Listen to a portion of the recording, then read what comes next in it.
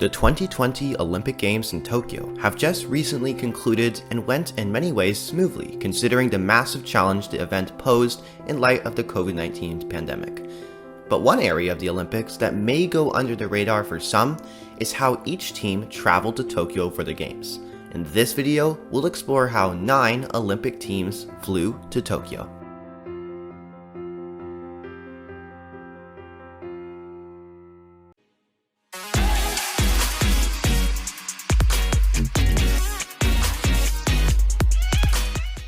Before I dive into this video, please consider subscribing to my channel. More great aviation content is on the way, and the easiest way you can support the channel is by pressing that red button down below.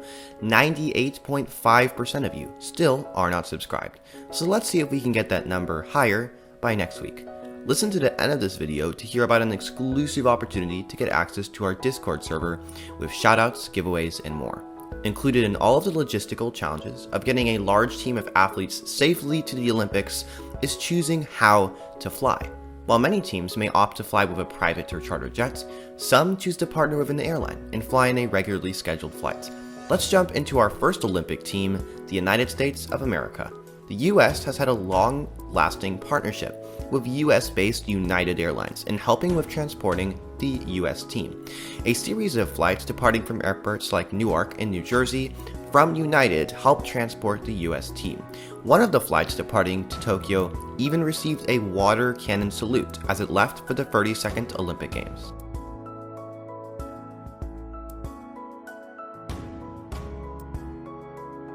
Next up is China. China has also partnered with a local airline to transport its professional athletes. Air China operated flights from Beijing directly to Tokyo, carrying members of the Chinese Olympic team. This flight is also a regularly scheduled passenger flight under flight number CA556. The United Kingdom is little different. They make use of their flag carrier British Airways to fly their top athletes to the Olympics. The athletes probably flew on one of the airline's scheduled flights to Tokyo with the 787 Dreamliner.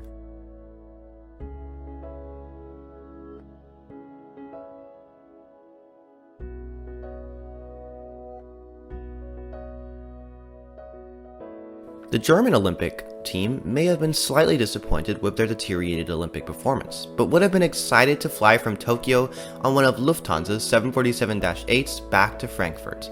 Lufthansa, the German flag carrier, has historically helped transport the nation's Olympic team, and this year was no different. Canada was also helped by their flag carrier, Air Canada. Air Canada used a specialized 787 Dreamliner to help carry the Canadian team to Tokyo. This deal has also been part of a significant advertising campaign by the airline. Air Canada also awarded all of the competing athletes with special gifts and perks during and after the flights.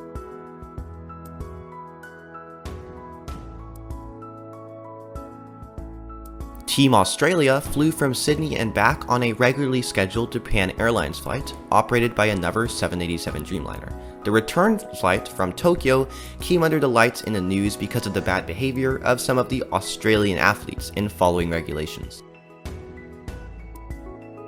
The Dutch team flew on a KLM Royal Dutch Airways 787 Dreamliner. The flight to Tokyo is also a regularly scheduled flight from Amsterdam. The Dutch team reportedly also flew in the same aircraft as regular passengers on the flight.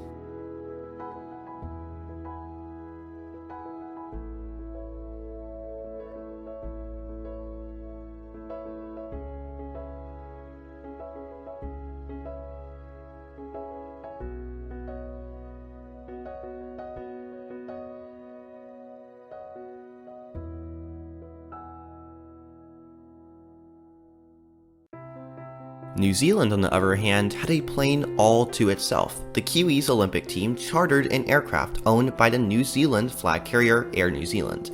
The aircraft flew the athletes and staff to Tokyo and back.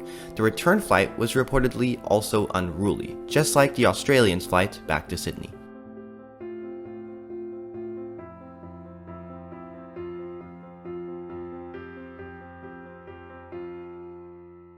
The last and most interesting Olympic team we'll cover in this video is Fiji.